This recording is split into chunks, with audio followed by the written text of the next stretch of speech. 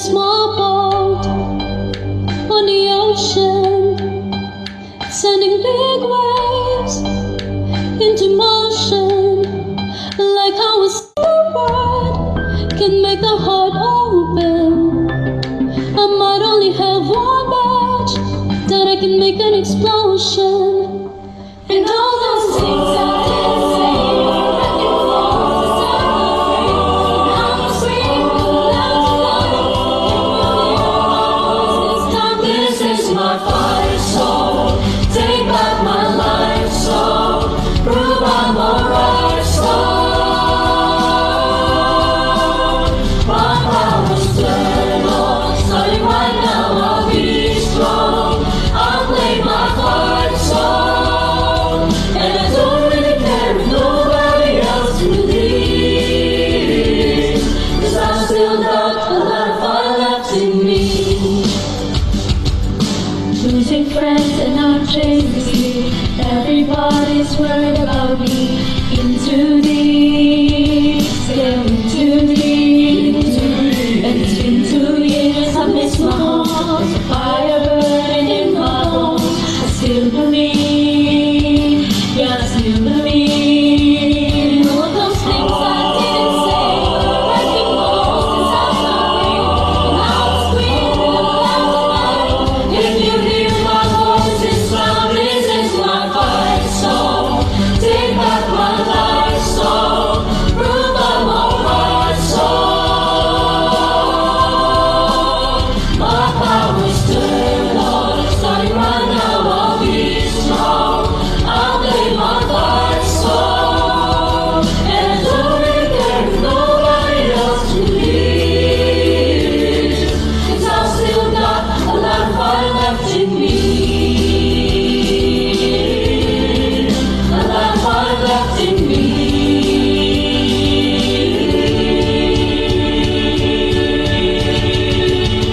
Like a small boat on the ocean, sending big waves into motion, like how a single word can make a heart open. I might only have one match, but I can make an explosion. This is my fire soul. Take back my life soul. Prove I'm alright soul. My power's turned on. Starting right now, I'll be strong. I'll play my fire soul. And I don't really care if nobody else believes, 'cause I've still got a lot of fire left in me. No, I've still got a lot of fire left in me.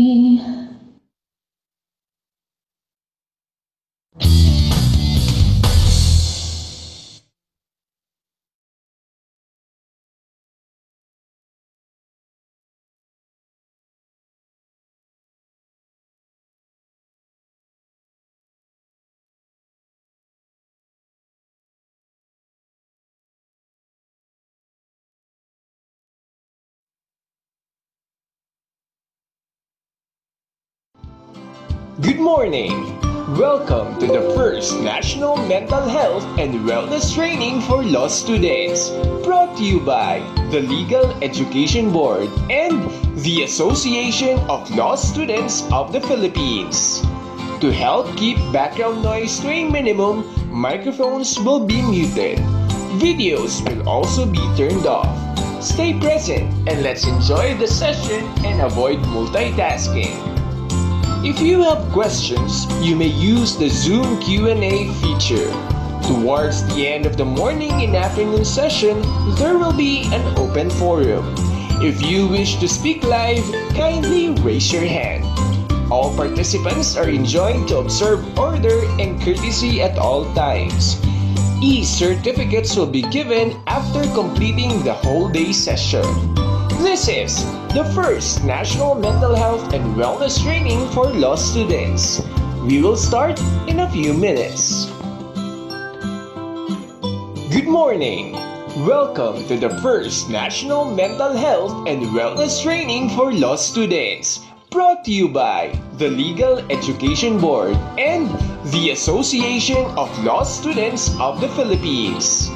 To help keep background noise to a minimum, microphones will be muted. Videos will also be turned off. Stay present and let's enjoy the session and avoid multitasking. If you have questions, you may use the Zoom Q&A feature. Towards the end of the morning and afternoon session, there will be an open forum. If you wish to speak live, kindly raise your hand. All participants are enjoined to observe order and courtesy at all times. E-certificates will be given after completing the whole day session.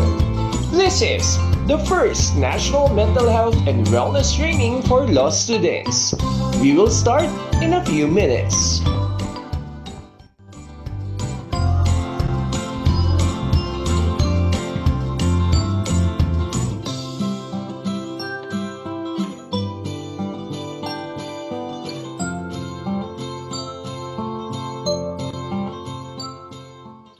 As we officially start our program this morning, we would like to request all of you to please pause for a moment for the opening prayer to be followed by the singing of the Philippine National Anthem.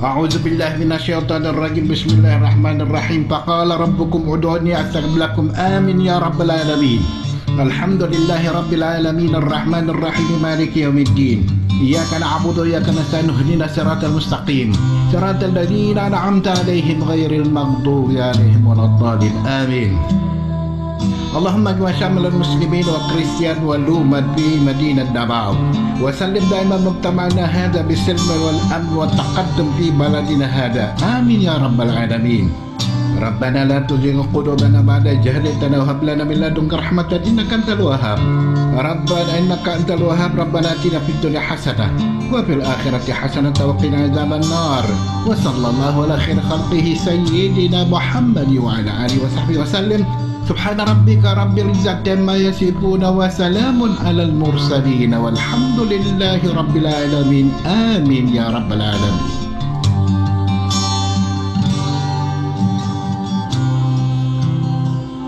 In the name of the Father, Son, and Holy Spirit. Amen. Our most gracious Heavenly Father, we come to you today to praise and worship you and give you thanks for all the things you continue to provide for ourselves and our families. Father, we humbly ask for forgiveness for all the times we have offended you, when we forget to acknowledge your presence in the image of our brothers and sisters, and for moments we fail to be good stewards of the blessings you have given us. Continue to guide and protect each one of us, Lord, that we may always walk in the light of your everlasting love and mercy. Grant us, Father, with your comfort in times of distress and with your strength in times of weakness.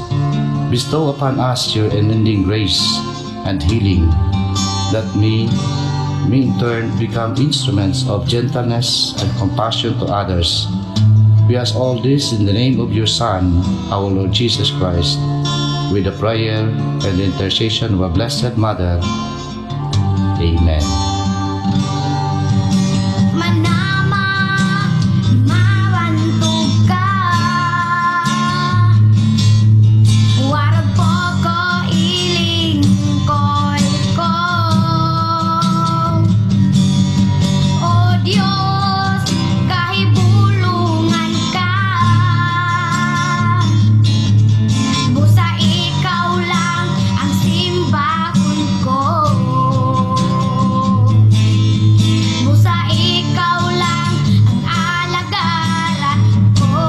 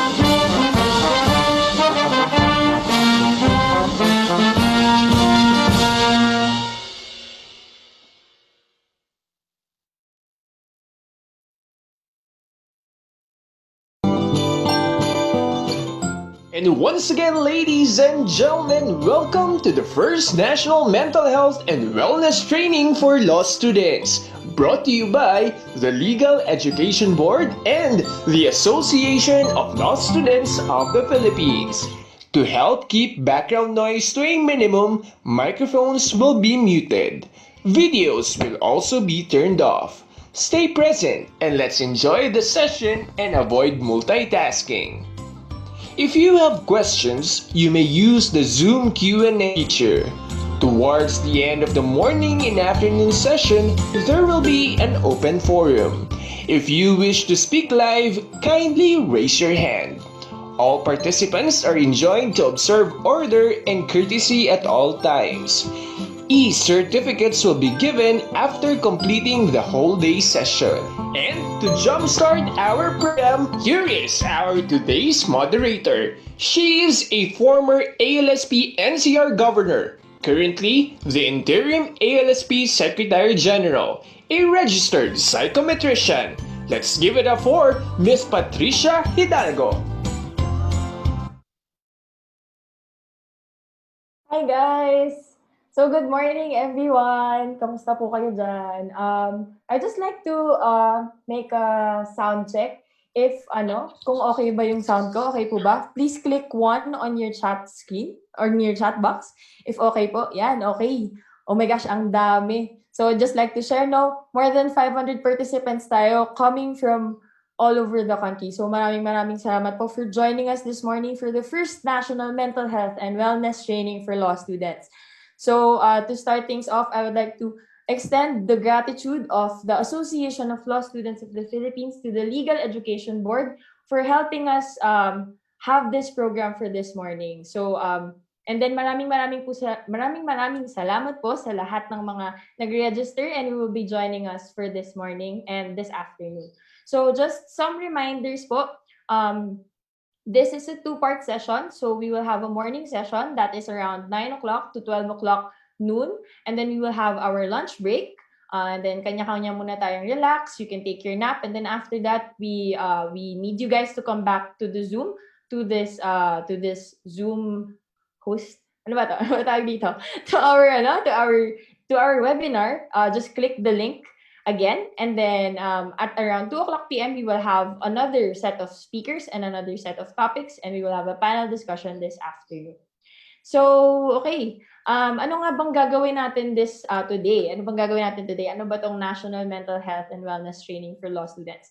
So basically, we're going to have a webinar today, and we are going to talk about various things about the mental health crisis and the mental health situation of law students in our country. So we're going to talk about the mental health crisis in general. We're going to talk about interventions, some coping strategies, some suggestions, and some of the ways we can cope. Lalo na ngayon that we're on an online setup and we're on ano ba? We're facing a different time eh. So we're all di naman natin in-expect that we'll be facing this pandemic, 'di ba? So idagdag na yon sa struggles natin in law school, idagdag na yon sa personal struggles natin with our work, with our friends, and then everything else.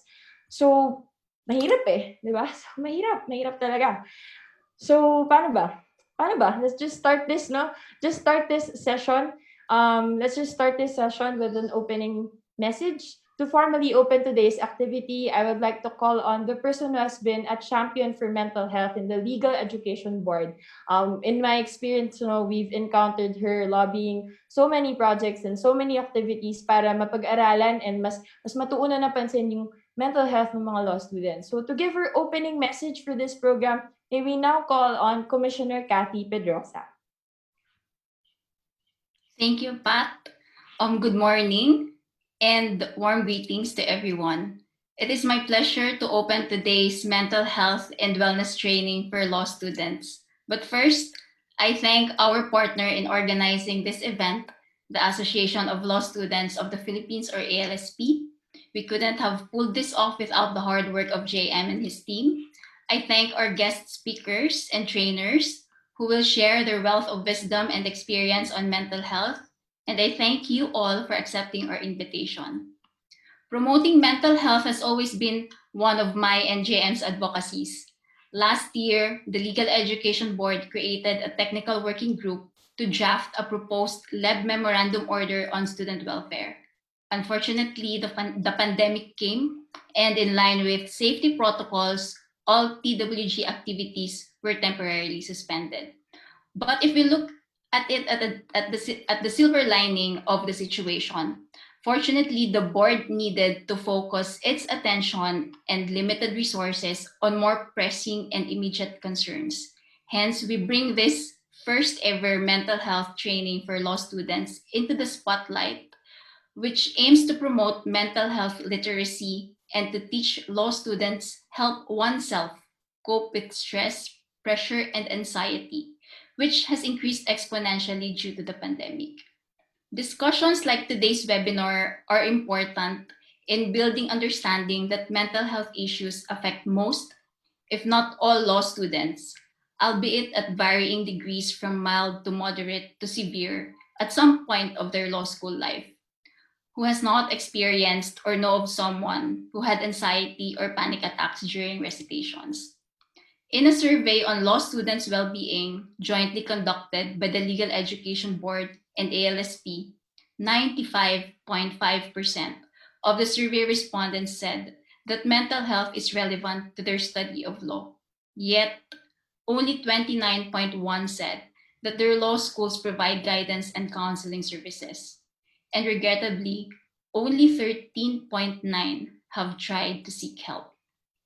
Most probably due to the stigma attached to mental health, or lack of mental health awareness, or limited access to mental health services, or other myriad of reasons.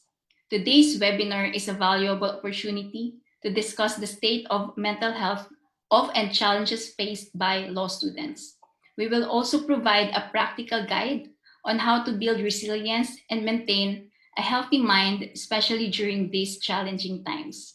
Towards the end of this morning session, we are fortunate to listen to someone who survived a clinically diagnosed mental health illness. So if you're presently in the same boat as he had been, know that you too can turn your life around and even become the hope of others.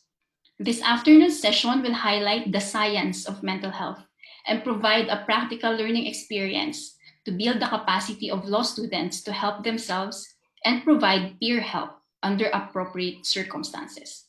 The panel discussion will feature coping strategies and techniques and other positive steps that can be taken to alleviate mental distress and promote the overall well being of law students. We sincerely hope that through this mental health training, law students will be aware of their own psychological health, be able to identify the signs and symptoms of mental distress, and learn what coping techniques work for you, and be perceptive in seeking appropriate help. Value yourself because you are worthy. Again, I hope this webinar uplifts you. Thank you and enjoy the rest of the session. Thank you, Commissioner Pedrosa. And at this point, I would also like to thank the Legal Education Board for helping us for this project and for always supporting us, the ALSP, and all the law students of our country. I would also like to acknowledge the presence of Justice Zenaida N. Alepaño from the Legal Education Board, who is joining us this morning, today, Commissioner Josefe C. Sorerati, Commissioner Abelardo T. Dumondon, and again, Commissioner Catherine P. Pedrosa. We'd also like to acknowledge and thank the staff of the Legal Education Board. Thank you so much po for helping us. And also the ALSP officers, also the student council officers, and the student government officers of all the law students in our country. We'd also like to acknowledge all the lawyers, the teachers, the professionals, and the professors who are joining us this morning. Maraming salamat po for joining us and for allowing us to share with you some of the things that we have learned from the law students from our survey and some of the things that we know will be very helpful para po sa ating lahat sa legal profession. So, let's get this webinar going now. So we'll now proceed to our speakers for this morning. So again, guys, if you have questions during the talks, during the lectures, just click on the Q&A button of your Zoom app and then just message there kung ano po yung mga tanong nyo. Please introduce yourself. Just state your name and then what school you're coming from. If you do not say your name or we cannot identify you, we won't be able to answer your questions. So, okay po ba? Just click the Q&A. And then again, reminder, please just turn off your mics. Please lagi po tayong naka-mute and then stop your videos. And then if you just be comfortable for today. Sorry. Just be comfortable for today. Sit back, relax, and just learn from all of the lectures and the talks for this morning. So, for our first speaker for this morning, she is a registered guidance counselor and practices the same while she studied to obtain her Juris Doctor degree. She obtained her JD in 2019 and graduated cum laude in her class, and recently passed the bar exams and is now a full-fledged lawyer. All the way from Father Saturnino Urias University to share about the stigma and challenges of law students on mental health, please help me welcome Attorney Marinel June Paler. Good morning, Attorney. Good morning Hello, po. Pat. Good morning po. Hello, good morning. Good morning to good morning to everyone who's watching, no? Especially to the Legal Education Board Commissioners, the ALSP, the speakers, the panelists, and sa lahat ng law students. Good morning to everyone. Kumusta kayong lahat, no? When asked this question, how are you or kumusta, parang it's very hard to answer, no? Saan ba ako magsisimula to share about how I'm feeling right now? Parang ganun, di ba? But that's normal. So, the semester is about to start. Well, for some, nagsisimula na. And together with it, magsisimula na rin yung mga sleepless nights, right? Sleepless nights, tsaka unlimited preoccupation, tsaka yung stress, no? So I am very thankful for the Legal Education Board in partnership with the ALSP for this activity, the mental health and wellness training, because it's very right and timely, no, to raise awareness about our mental health, especially sa law students. Kasi it's a fact, no, that we don't prioritize our mental health, and it's a sad fact, no, very sad talaga. So this morning, I will be talking about the stigma and the challenges of law students and mental health. But my sharing is only based on my observations and my experiences no, when I was still a law student. No? So, shall we start? Pat? Yes po. Okay, thank you. Okay po. So, stigma and challenges. I'll start with the stigma. No, when we talk of stigma, it is when someone viewed you as in a negative way because you have a distinguishing character or you have a personal trait that is thought to be disadvantageous. It is somewhat a negative stereotype, and this stigma can lead to discrimination. It can lead to prejudice. No, it can bring experiences or feelings of shame, doubt, blame, ano pa ba, isolation, distress, hopelessness, no? When we talk of stigma on mental health, no, ang dami. But I'll just share to you the common, no, and yung mabibigat talaga. In law school, no, we have this high expectations. Yes, that's a fact also, no? High expectations. And that there's the saying that in law school, only the strong survive, no? Only the strong, emotionally, mentally, holistically, no? When we hear the word legal education or when we hear the word legal profession, we associate it with the words pride, strength, honor. And because of that, this strong image, it is unconsciously imposed on the law students. So, next, please. It is unconsciously imposed on the law students. Next. Okay, so with that strong image, no, it is said, or people perceive law students as someone who do not need emotional support or help. Kasi nga, they are seeing law students as confident, can surpass any challenges, nakapasok nga ng law school, so ano to, matatag to, matibay to, kaya ganon. Strong image. Then the stigma comes in. Why is it difficult to ask for help? Because of the fact that seeking help would tarnish one's reputation.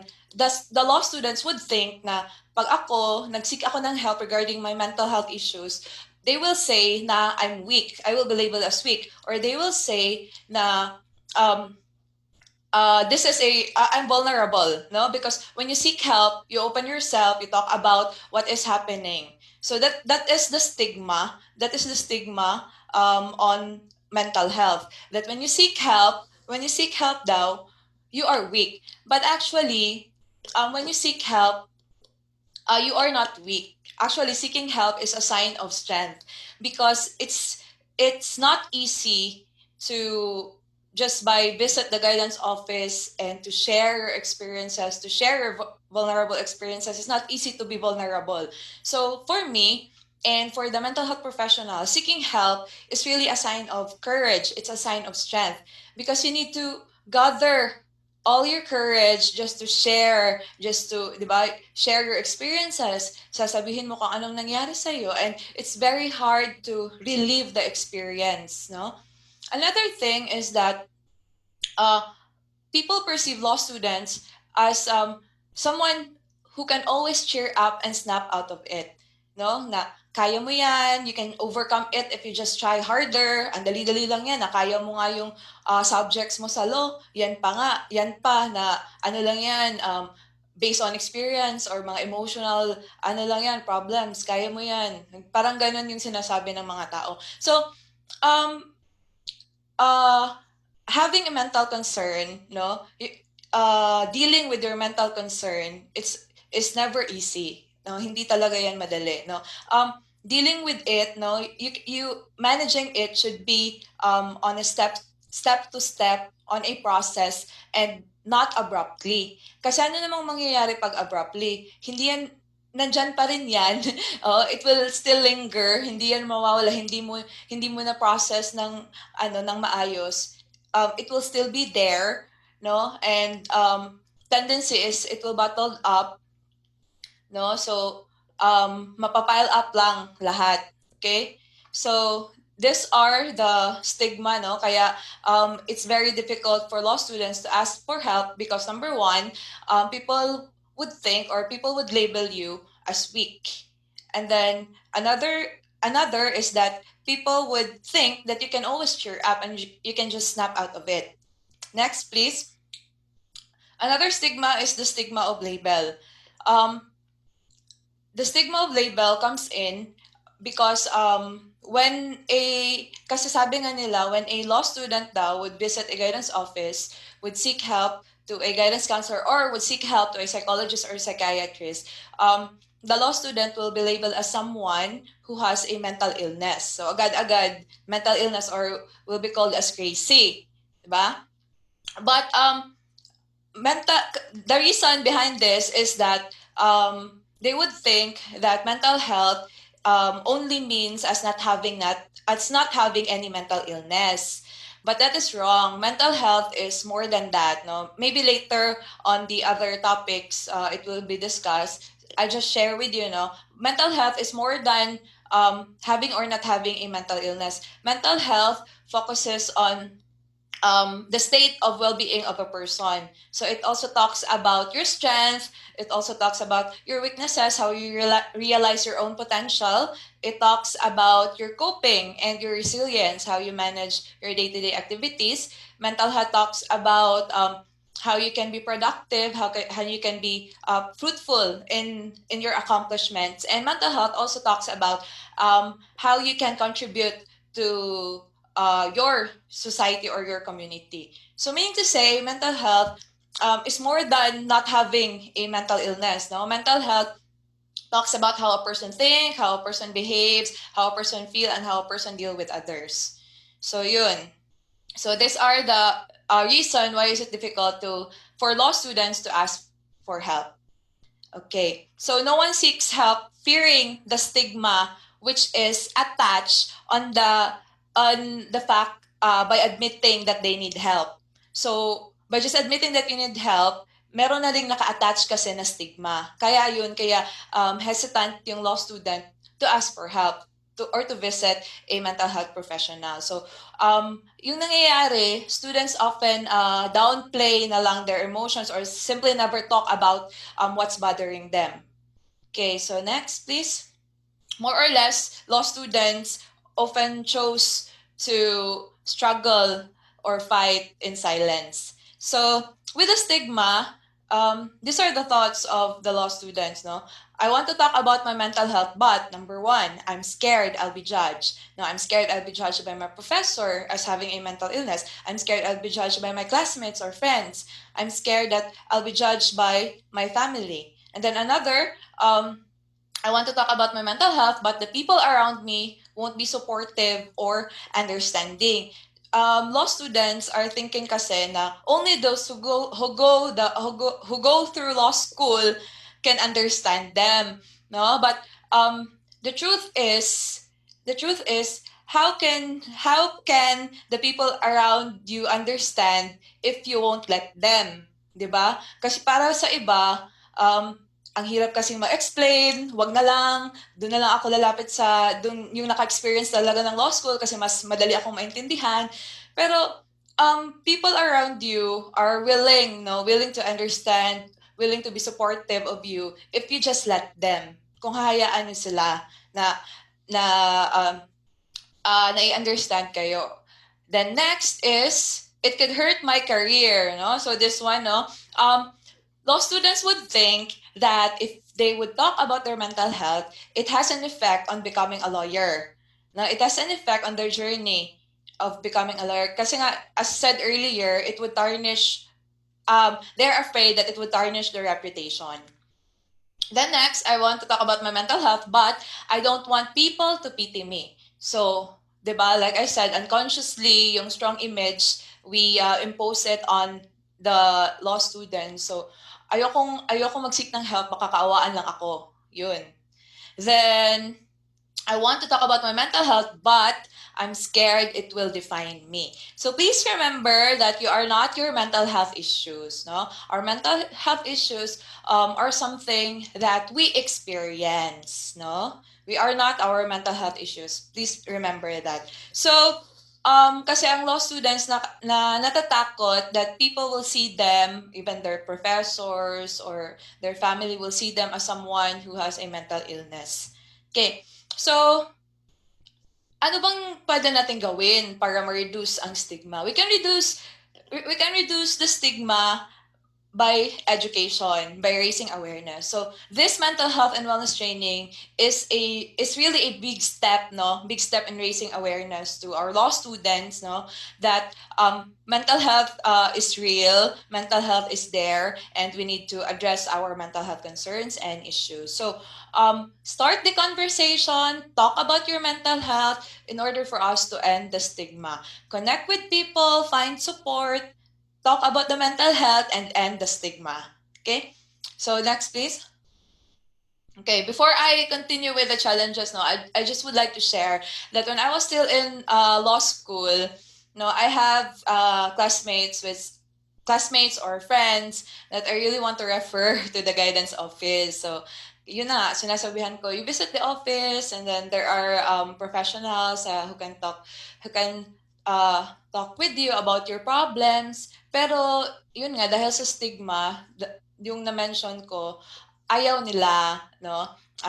Ayoko, ma-manage ko din naman to, kaya ko naman to, law student kaya ako, ang taas na expectation ng parents ko, tapos magkaka-mental health concerns lang ako, mental health issue, parang ganun ba na mental health really is less priority. So, ang ginagawa ko is that I talk to them, I listen to them, yun lang yung immediate response talaga. Kasi I cannot do counseling with them kasi it's dual relationship. No? They are my classmates, they are my friends. So I just help them by listening to them, tapos as a friend, as a classmate, ganun na lang din. So it's very important talaga that you seek support, no?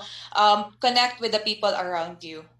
Okay, so challenges. What are the challenges of a law student? So ito, maraming makaka-relate nito. Ang nilagay ko lang dito is yung general lang, yung vague talaga, common na challenges. So stress, no? Stress talaga hindi maiiwasan. Personal, internal, external. So ano ba yung external stress? Yung workloads, unending reading list, tapos work pa, trabaho, for those who are working students. And then, sino bang nagbibigay ng stress? Mga stressors, pwede yung professor, pwede yung book, yung libro mo mismo, magbibigay sa'yo ng stress. Tapos, kasi paulit-ulit na lang pagbabasa. Tapos, pwede rin yung classmates mo, di ba? Kasi nga, marami ding high din yung competition sa law school. Tapos ano pa, yung family mo, pwede rin nagbibigay ng stress sa'yo. Ang dami, even it could also be your chair, pwede rin nagbibigay ng stress sa'yo yung chair mo kasi naaalala mo yung mga bad recitations or nangyayari sa classroom. Yung classroom, pwede din nagiging stress yun. So, with the stress, law students have personal struggles, no? Bad recitation, bad grade. But remember, no, that it's just a bad recitation. It's just a bad grade. It's not a bad life. Okay? So, since may mga personal struggles, no, self-doubt, kung hindi man lang nakasagot sa recitation, sasabihin na agad na I'm a failure in all aspects. No, that's very sad. Kasi nga, only one recitation or recitation lang in a subject, sasabihin na I'm a failure in all aspect. No? Then, yung iba, magiging low yung self-esteem. Tapos, yung insecurities kasi nga yung competition. No? Pero you must remember na when you're already in law school, no, wag nang makikompete. Work on your own pace. No? Work with their own face, no? To each his own, kumbaga. So, meron kang strategies mo, meron ding strategies yung classmates mo, so be happy for them. And you focus on yourself, okay? Then, feelings of anxiety, yes, it would arise. Feelings of depression, anxiety, preoccupations, mga worries, ang daming worries. Then, feelings of depression. if you can observe what I wrote here, ano lang, feelings of anxiety, feelings of depression, not the anxiety and the depression in the clinical term, because we should be careful kasi we should not self-diagnose, no?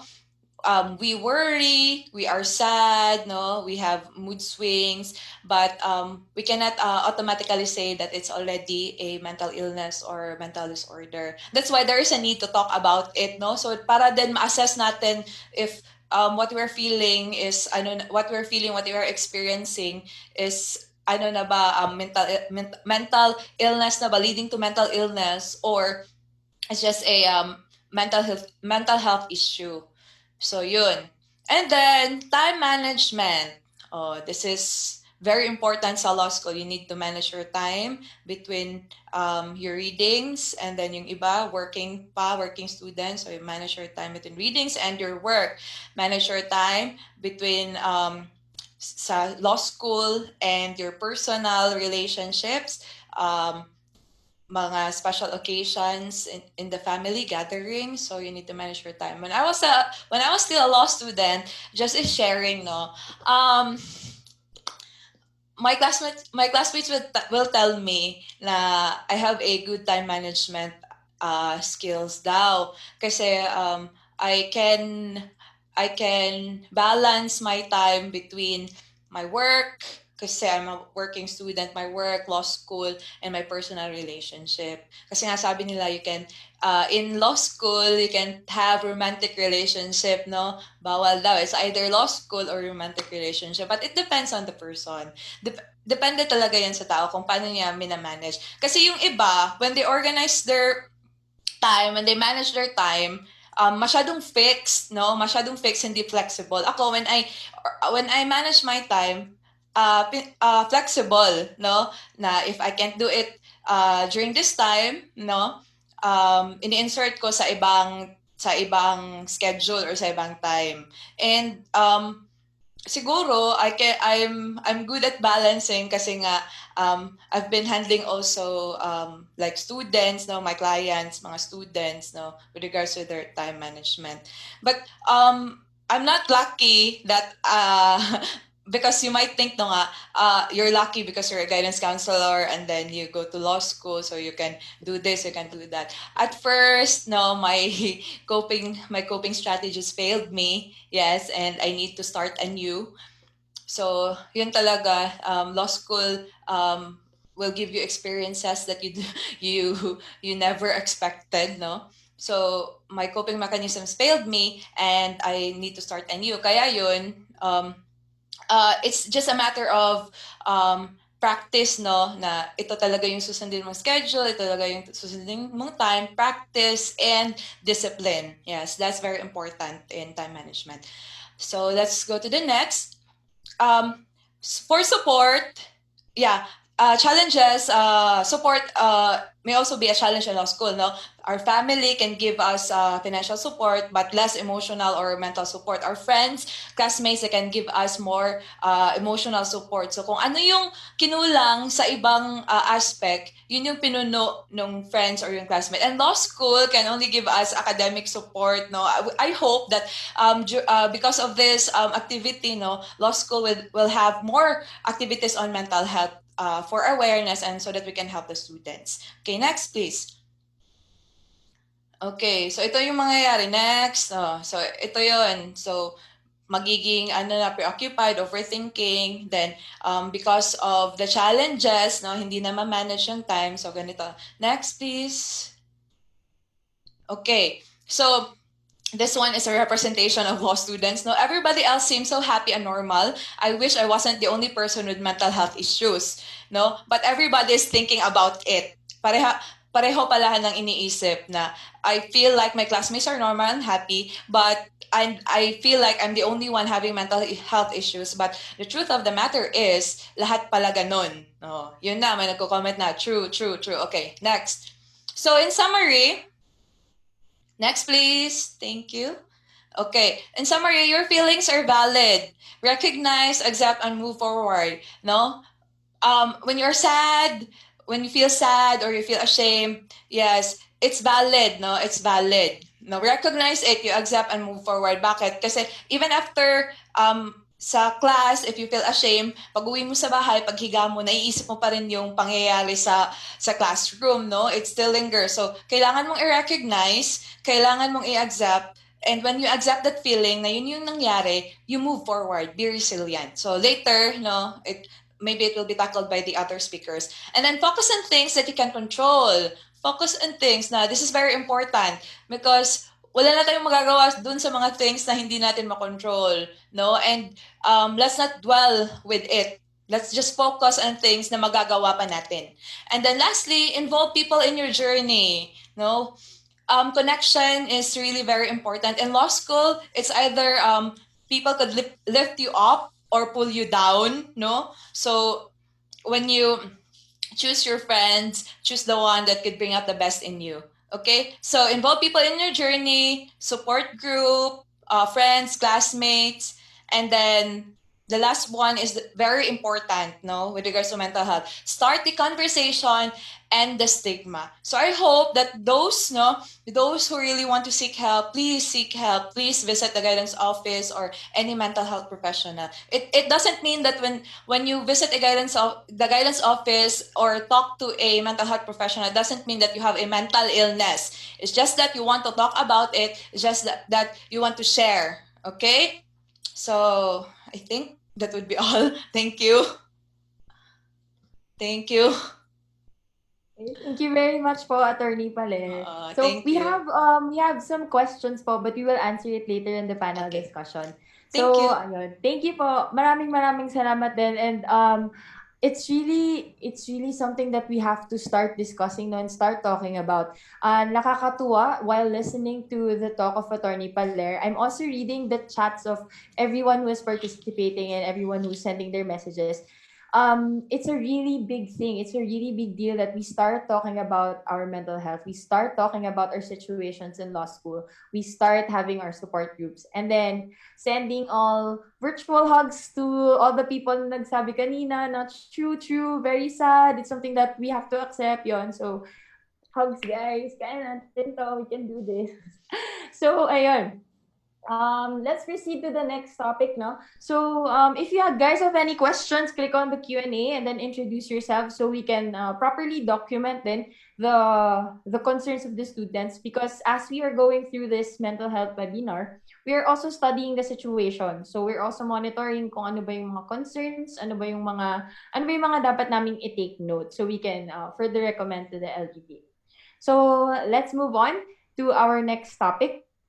Our next topic for this morning. So, to really get into the concept and practice of mental health, it's also good that we begin with understanding the very law that talks about mental health in our country. So, I apologize to all the law students. I'm sorry, we're going to have a law-related lecture for this morning, but this is also very important.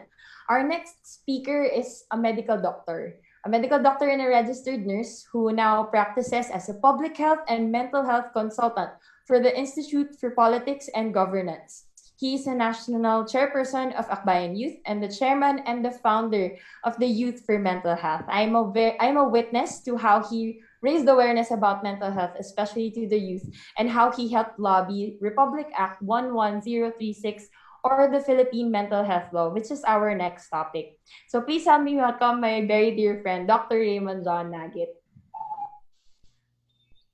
Hello. Doc RJ. Hi, Pat.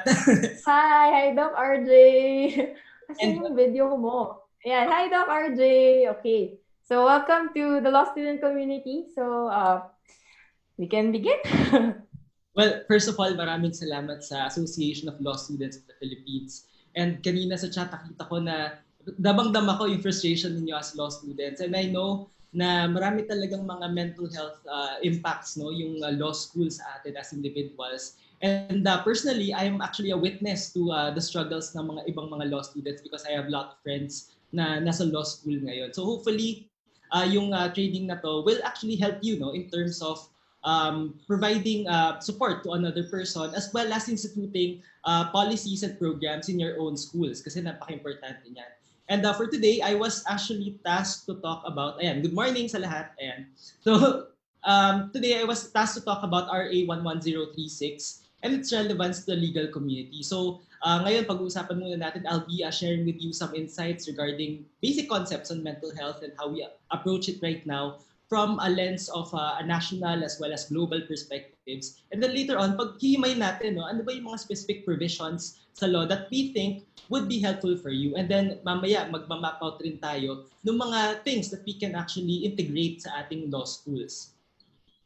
So the first thing that I would like to share with you is this definition from the World Health Organization. So as compared to how others talk about mental health na usually pinag-uusapan siya in a very negative manner, laging na-associate yung mental health to depression, anxiety, or even suicide. Pero if you would look at the WHO definition, they would say that mental health is a state of well-being. And yung mga stressors natin sa life, yung mga resits natin, di ba? Hindi naman natin yan matatanggal sa sa buhay natin. Pero as long as we can cope and function and continue to find meaning in what we do, alam